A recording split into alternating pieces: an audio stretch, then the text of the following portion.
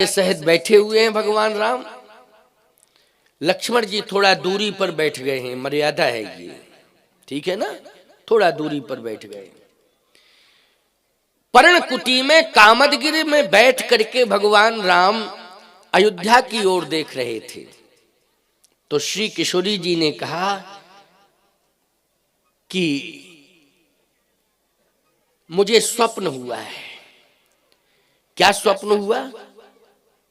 कहे रात्रि में मुझे स्वप्न हुआ है कि अयोध्या से समाज आ रहा है आपसे मिलने के लिए, लेकिन वह बात मैं कहना नहीं चाहती हूं, मुझे कष्ट हो रहा है कह करके, लेकिन फिर भी मैं कह रही हूं। मैंने सासों को देखा है, तीनों सासों को, तो उनकी आंखों के आंसू बंद नहीं है और वो श्वेत वस्त्र में है, मतलब वैधव्य लिए हुए।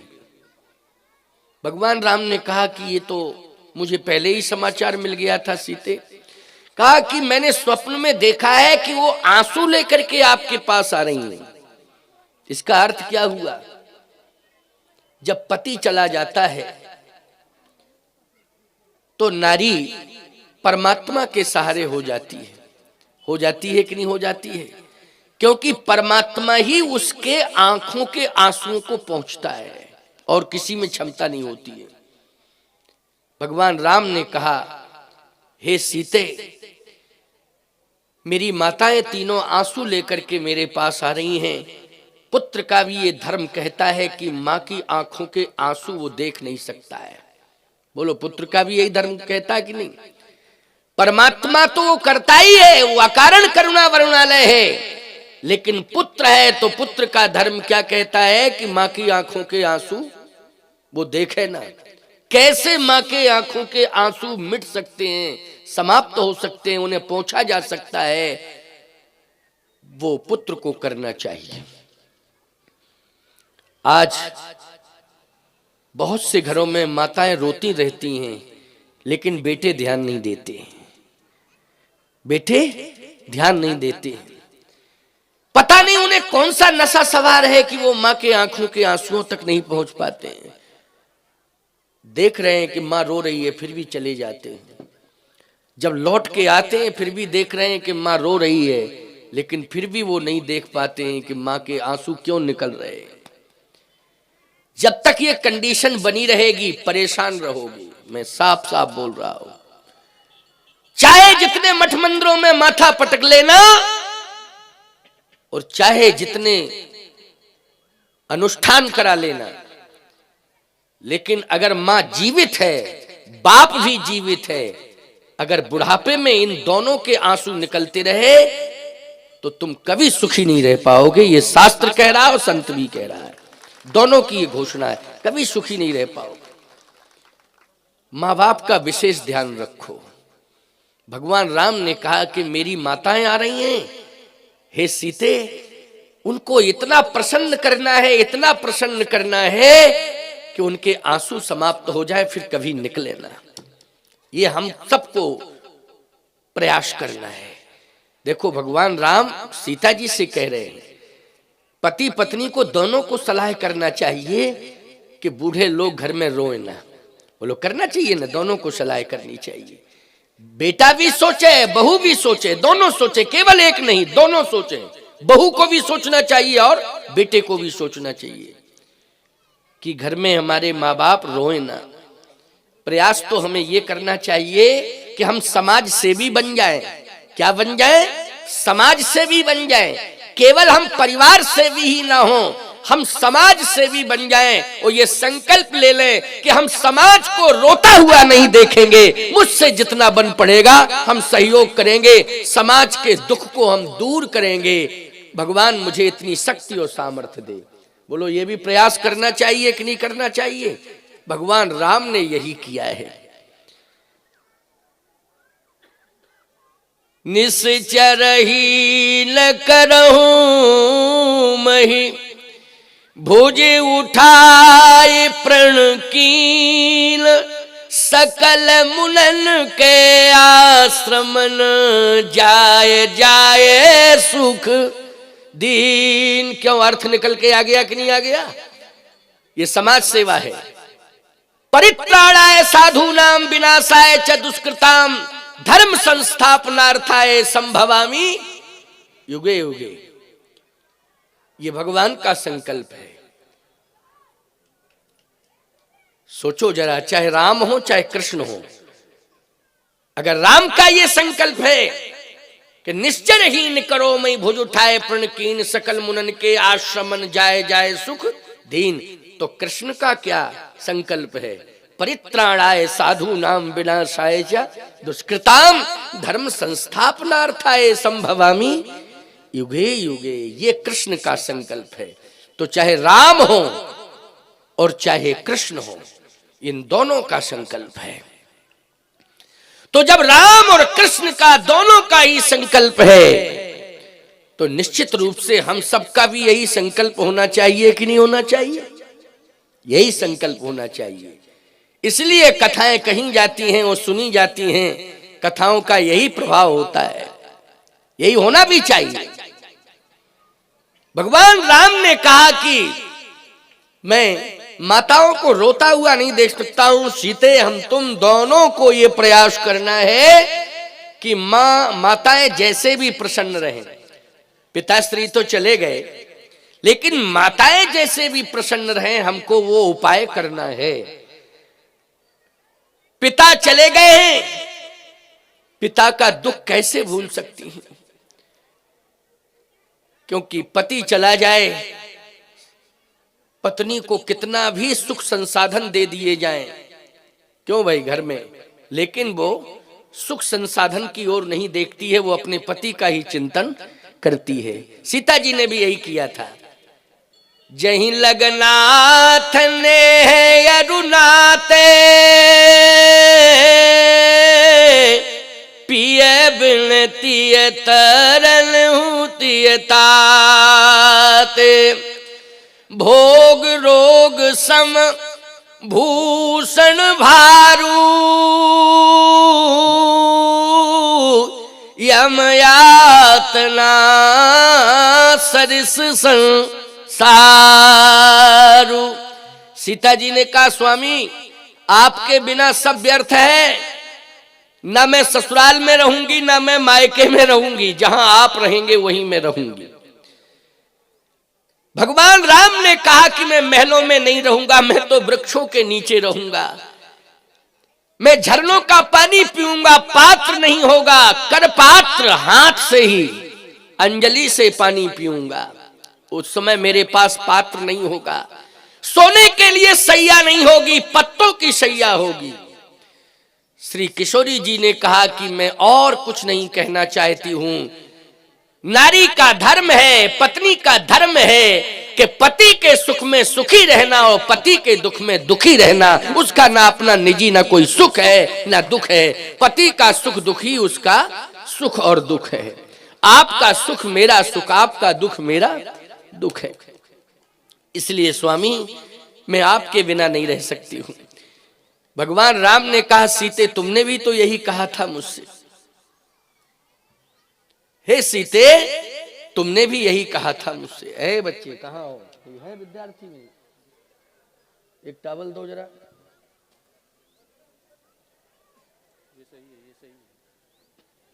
पति का सुख, पत्नी का सुख ये भिन्न नहीं है। इसको भिन्न नहीं मानना चाहिए, एक ही है, दोनों एक दूसरे के पूरक हैं। हे सीते, आज मेरे पिताश्री नहीं है, मेरी माताओं की आंखों में आंसू है। परिस्थिति मेरी यह है कि मैं 14 साल के लिए अयोध्या छोड़ के निकल गया हूं, और मेरी माताओं का कितना प्रेम है कि वो अयोध्या छोड़ करके मेरे पास आ रही हैं। बोलो, पुत्र से, संतान से कितना प्रेम करते हैं माता पिता, कल्पना करो आप। आज सब कुछ छोड़ करके वो मेरे पास आ रही हैं। इसलिए हम तुम दोनों का धर्म है कि माताओं को प्रसन्न करना है। कथा यदि सुन रही हो और सुन रहे हो, मैं युवान भाइयों से कहना चाहता हूं, जो बहुएं बैठी हैं, बेटियां बैठी हैं, बेटे बैठे हैं, उन सबको कहना चाहता हूं सामूहिक रूप से कि घर में बुजुर्गों का, वृद्धों का ध्यान रखना। ये वृद्ध जो है दुखी ना रह पावे। ये मत सोचना कि स्वभाव क्या है इनका। बहुत से लोग शिकायत करते हैं, महाराज स्वभाव ठीक नहीं है, इसलिए हम स्वभाव से परेशान हैं। मैं एक बात कहता हूं, स्वभाव उनका कैसा ही क्यों ना हो, लेकिन तुम्हें जन्म देने में और जीवन देने में उनकी बहुत बड़ी भूमिका रही। बोलो रही कि नहीं रही? सही बताना जरा। स्वभाव उनका क्या है क्या नहीं है, ये तो परमात्मा की देन है। प्रकृति के से बंधा हुआ मानव है, जुड़ा हुआ मानव है। स्वभाव प्रारब्धानुसार कैसा मिल गया है ये अलग विषय है, लेकिन तुमको जन्म देने में और जीवन देने में उनकी बहुत बड़ी भूमिका रही है। और थोड़े दिन का उनका समय बचा है, ज्यादा समय नहीं है। तो मैं एक बात कहता हूं, जब तुम पड़ोसी की बातें सुन लेते हो और अगर नहीं सुनते हो, टकराओगे, तो निश्चित रूप से एफआईआर होगी। बोलो होगी? उभय पक्षी मुकदमा बनेगा। फिर वहां खूब कहो तुम कि हमको गाली दे रहा था, तो वो कहेगा हमको भी ये गाली दे रहा था। अब ये कैसे सिद्ध हो कि कौन पहले दे रहा था? लेकिन माँ बाप से तुम कुछ भी कहते रहते हो, वो चुप रहते हैं। दो शब्द भी गलत बोल देते हो तो किसी थानेदार के पास जाके शिकायत नहीं करते। वो करते हैं क्या? बोलो नहीं नहीं, सह लेते हैं। कितने कितने कृपालु हैं वो, कितनी दया है उनके अंदर। मैं एक बात कहता हूं कि गाय पूज्य है, लेकिन अगर सिर हिलाती है या पैर हिलाती है तो क्या करोगे तुम? ये कहोगे कि नहीं हम पूजेंगे नहीं इस गाय को? ये उसका स्वभाव है। सिर हिलाने का और पूंछ हिलाने का या पैर हिलाने का क्या है? ये स्वभाव है। लेकिन उसकी पूजनीयता में कोई कमी है क्या? जल्दी बोलो, कमी हो तो बता दो। उसकी पूजनीयता में कोई कमी नहीं है, वो पूज्य है। जितने देवता 33 करोड़ सीधी साधी गाय में हैं, उतना ही सिर हिलाने वाली गाय के रोम रोम में देवता बसे हुए हैं। बोलो भाई, ये उसका स्वभाव है, इसलिए स्वभाव में अंतर होता है, लेकिन पूज्य है वो। ठीक इसी प्रकार से माता पिता का कैसा भी स्वभाव क्यों ना हो, लेकिन वो हर हालातों में, हर परिस्थिति में पूज्य नहीं परम पूज्य है प्यारे। इसलिए उनकी पूजा करो, उनका ध्यान रखो। ये गुरु का आदेश है। किसका आदेश है? गुरु का ही नहीं, जगत गुरु का आदेश है। ये समझ गए हो कि नहीं? हम अपनी सेवा के लिए नहीं कहेंगे तुमसे। तुम अगर संस्कारी हो तो अपने आप ही करोगे, लेकिन माता पिता की सेवा करने के लिए हम तुम्हें विवश करेंगे। क्या करेंगे? विवश करेंगे, तभी तुम्हें हम आशीर्वाद देंगे। नहीं, तुम्हारे एक नारियल लेने से हम तुम्हें आशीर्वाद देने वाले नहीं है। इस बात को सुन लो कि तुमने एक नारियल चरण भेंट में रख दिया या कुछ मुद्राएं रख दी, कहे आशीर्वाद मिल जाएगा। ठीक है, तुम्हारी श्रद्धा है, लेकिन मूल बात यह है हमारा असली आशीर्वाद उन्हीं को प्राप्त होगा जो माता पिता की सेवा करें, जो बहुएं सास ससुर की सेवा करें। उन्हीं के लिए मेरा असली आशीर्वाद है। ये गुरु का आदेश है और जगत गुरु का भी आदेश है। इससे बड़ी बात और कोई दूसरी हो नहीं सकती है। बोलो, यज्ञ भी तुम्हारा सफल हो जाएगा। यज्ञ इसलिए तो कराया जा रहा है, ये ध्यान रखना। भगवान राम ने कहा कि सीते माताएं आ रही हैं, उनके दुख को दूर करना है, जैसे भी हो हम तुम दोनों को प्रयास करना है। फिर थोड़ी देर में सीता जी ने कहा कि भरत भैया भी रोते हुए आ रहे हैं, वो भरत जी के आंसू तो प्रभु देखे नहीं जा सकते हैं। भगवान राम ने कहा कि भरत भी आ रहा है ना? हाँ, भरत के साथ ही तो माताएं आ रही हैं। एक बात बताएं, हमारे यहाँ की परंपरा है क्या, चाहे जैसी परिस्थिति क्यों ना हो जाए, घर से बाहर तभी निकलो जब परिवार का संरक्षण हो। बिना संरक्षण के नारी को निकलने का अधिकार नहीं है। संरक्षण होना चाहिए। हमारे यहाँ पहला संरक्षण तो यही है कि एक पट रहता है सिर के ऊपर। बोलो भाई, नारी की मर्यादा इसी में है, सिर उसका खुला हुआ नहीं होना चाहिए। अगर मांग में सिंदूर भर चुका है तो सिर हमेशा इसके ऊपर पल्लू होना चाहिए। समझ रही हो कि नहीं? हम आचार्य हैं, तुम भी बहुत बड़े पद पर बैठी हो, एक गृहिणी हो। बोलो भाई, गृहस्थी का बहुत बड़ा पद होता है, छोटा मोटा पद नहीं है। उसके मूल में तुम बैठी हो। हम भी एक आचार्य पद पर बैठे हैं। हमारे सिर में क्या खाज खुजली है? क्यों भाई? लेकिन ये मर्यादा है। क्या है ये मर्यादा है। इसलिए मर्यादा का विशेष ध्यान रखना चाहिए। जिस तरह से समाज में एक आचार्य का सम्मान है, ठीक उसी प्रकार से समाज में पतिव्रता नारी का भी सम्मान है प्यारे। उसका सम्मान कम नहीं है। नारी पतिव्रता होनी चाहिए, पातिव्रत धर्म उसके जीवन में होना चाहिए। सम्मान पग पग पर उसको मिलेगा। ऐसी कोई जगह नहीं होगी जहां उसे सम्मान न दिया जाएगा। लेकिन उसके अंदर होना क्या चाहिए? पातिव्रत धर्म। जैसे हमको धर्म सम्राट कहा जाता है, तो हमारे जीवन में धर्म होना चाहिए कि नहीं? तुम्हारे जीवन में भी धर्म पातिव्रत धर्म होना चाहिए। यदि पातिव्रत धर्म है तो पग पग पर सम्मान मिलेगा। और केवल जनता के द्वारा ही सम्मान नहीं मिलेगा, ब्रह्मा विष्णु महेश इन तीनों के द्वारा सम्मान मिलेगा। जैसे अनसुईया का सम्मान हुआ, अनसुईया जी का सम्मान हुआ कि नहीं हुआ चित्रकूट में? ब्रह्मा विष्णु महेश इन तीनों ने किया है जाके। और सम्मान ऐसे नहीं, मां मान करके सम्मान दिया है, बेटा बन गए खुद। बोलो, इससे बड़ा सम्मान क्या हो सकता है? ब्रह्मा विष्णु महेश क्या बन गए? एक पतिव्रता नारी के सामने छोटे छोटे बालक बन गए और मां मान करके सम्मान दिया। वही दत्तात्रेय बन गए। अनसुईया जी के बेटे का क्या नाम है? दत्तात्रेय। दत्तात्रेय का अर्थ जानते हो? ब्रह्मा विष्णु महेश इन तीनों का स्वरूप, जिसमें एक में तीनों का स्वरूप विद्यमान हो, उसी को दत्तात्रेय कहते हैं। बोलिए दत्तात्रेय भगवान की जय। यह है पातिव्रत धर्म की ताकत। इसलिए पातिव्रत धर्म साथ होना चाहिए। भगवान राम ने कहा कि भरत साथ में है तभी तो माताएं आ रही हैं। अगर भरत नहीं होता तो माताएं कैसे आती? फिर कहा गुरुदेव भी आ रहे हैं। हां, निश्चित रूप से पूरे परिवार के ऊपर गुरुदेव की कृपा होनी चाहिए। बिना गुरु की कृपा के कभी सफलता नहीं मिलती है। समझ रहे हो कि नहीं? इसलिए गुरु की कृपा। गुरुदेव भी आ रहे हैं। हाँ, गुरुदेव भी आ रहे हैं। स्वप्न में सीता जी ने इन सबको देखा, इसलिए ये स्वप्न प्रभु राम को सुनाया चित्रकूट में। इतने में आवाज आई, पागिनाथ।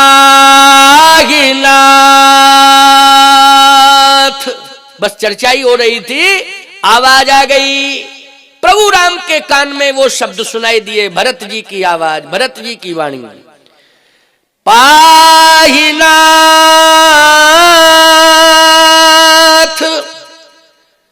कहीं पाही गुसाई, भूतल पर लकुट की नाई। पाही माम पाही माम पाही माम, मेरी रक्षा करो रक्षा करो रक्षा करो। भगवान राम खड़े हो गए। सीता जी ने कहा, अरे मैं स्वप्न सुना रही थी, आप खड़े क्यों हो गए? भगवान राम ने कहा कि मुझे कोई बुला रहा है। पाई माम पाई माम। कहे कौन? किसकी आवाज है? तब तक लक्ष्मण जी दौड़े दौड़े चले आ रहे थे, तो लक्ष्मण जी बोल पड़े, कहत सप्रेम नाई महिमा था, भरत प्रणाम करत रघु नाथा। भरत जी प्रणाम कर रहे हैं। भगवान राम ने कहा, अच्छा ये शब्द भरत के हैं, पाई माम पाई माम पाई माम। किसके शब्द हैं? भरत के। भरत आ गया मेरा। फिर तो याद रखना, सीता जी बैठी की बैठी रह गई, भगवान रुके नहीं। उठे राम सुन प्रेम अधीरा, कहूं पट कहूं खंग धनु तीरा। लक्ष्मण जी ने कहा भैया भरत पाईमाम कर रहे हैं, साष्टांग प्रणाम कर रहे हैं, भगवान दौड़ पड़े। सीता जी बैठी की बैठी रह गई, धनुष बाण गिर गया, पीतांबर गिर गया और भगवान दौड़ पड़े। सोचो जरा, भाई भाई में कितना प्रेम है, बोलो है प्रेम कि नहीं? भाइयों में अगर आपस में प्रेम हो तो पत्नी को अवरोध पैदा नहीं करना चाहिए, इस बात का ध्यान रखो। बल्कि भाइयों भाइयों का प्रेम बना रहे इसके लिए घर की महिलाओं को बहुत बड़ा सहयोग करना चाहिए। और माताओं बहनों बेटियों ध्यान से सुनना, तुम्हारा सहयोग बहुत बड़ा सहयोग है। ग्रह चाहे जितने प्रतिकूल क्यों ना हो जाएं, लोग कहते हैं, हमारा ज्योतिष भी कहता है कि ग्रह प्रतिकूल हो जाते हैं तो परिवार उजड़ने लगता है, व्यक्ति के ऊपर मौत के बादल मंडराने लगते हैं। ग्रह प्रतिकूल होता है। बोलो भाई, कहते नहीं प्रबल मार्केश का योग आ गया है इसलिए महामृत्युंजय का अनुष्ठान कराओ। जब मार्केश आता है तो किसके अनुष्ठान के लिए कहते हो, जल्दी बोलो? महामृत्युंजय अनुष्ठान होना चाहिए, तभी प्राण बचेंगे। ग्रह इसका मतलब है इतने खतरनाक प्रतिकूल हो जाते हैं जब, तो इतनी खतरनाक स्थिति पैदा हो जाती है कि पूरा जीवन का संतुलन बिगड़ता है, आर्थिक संतुलन बिगड़ता है, सम्मान भी बिगड़ जाता है, और यहां तक कंडीशन आ जाती है कि जमीन जायदाद कुछ भी नहीं रहता है, सब बिक जाता है। घर मसान जन परजन भूता, सुतमित मीत मनौ जमदूता। यही ग्रह प्रतिकूल तो हो गए थे अयोध्या में। इसका मतलब यह है कि भगवान ये बता देना चाहते हैं लीला जगत में कि चाहे जितना ब्रह्मवादी व्यक्ति क्यों ना हो और चाहे जितना यज्ञादि करने वाला क्यों ना हो, लेकिन ग्रह छोड़ते नहीं है, अपना काम करते हैं। फिर बचा कैसे जाए? तो तुलसीदास जी कहते हैं भले ही ग्रह प्रतिकूल हो जाएं, लेकिन परमात्मा का अनुग्रह यदि हमारे ऊपर है तो सब कुछ बच जाएगा, सब कुछ बच जाएगा, रक्षा हो जाएगी। क्या? परमात्मा का अनुग्रह। ये नमक ग्रह से बड़ा है अनुग्रह, बोलो है कि नहीं? ये नमक ग्रह से भी बड़ा क्या है? भगवान का अनुग्रह। जो रघुवीर अनुग्रह कीन्हा तो तुम मोहि दरस हठ दीना। लेकिन पहले की स्थिति क्या है? बोले सुनो पवन सुत रहन हमारी, और जिम दसनन मह जीव बिचारी, तात कबहु मोहि जानिय नाथा, और करी है कृपा भानुकुल नाथा। हम तो राक्षसों के बीच में रहते हैं, ऐसे रहते जैसे 32 दांतों के बीच में जीव, लेकिन अब भगवान ने मेरे ऊपर कृपा कर दी, अनुग्रह। अब मुझे चिंता नहीं है। किसकी? इन राक्षसों की चिंता मुझे बिल्कुल नहीं है। क्यों? भगवान का अनुग्रह। तो बोलो अनुग्रह तुम्हारे ऊपर सबके ऊपर हो जाए तो बिगड़ा हुआ काम बन जाएगा कि नहीं बन जाएगा? लेकिन ये ग्रहों की बात बता रहा हूं, ये ग्रह राजा रामचंद्र को नहीं छोड़ते, समझे कि नहीं? रामचंद्र जी के पीछे ग्रह पड़ गए तो बन जाना पड़ा उन्हें, दशरथ जी के पीछे ग्रह पड़ गए तो मरना पड़ा, हरिश्चंद्र के पीछे ग्रह पड़ गए तो उन्हें काशी के बाजार में बिकना पड़ा। लेकिन अनुग्रह की आवश्यकता है। किसके? परमात्मा के अनुग्रह की आवश्यकता है। सावधान, अयोध्या 14 साल तक श्री राम के बिना रही कि नहीं रही? लेकिन भरतलाल जी ने केवल भगवान का अनुग्रह स्वीकार किया तो ये ग्रह भले ही पीछे पड़े रहे, लेकिन राम जी के लौटने के बाद 10 गुना खजाना बढ़ गया था।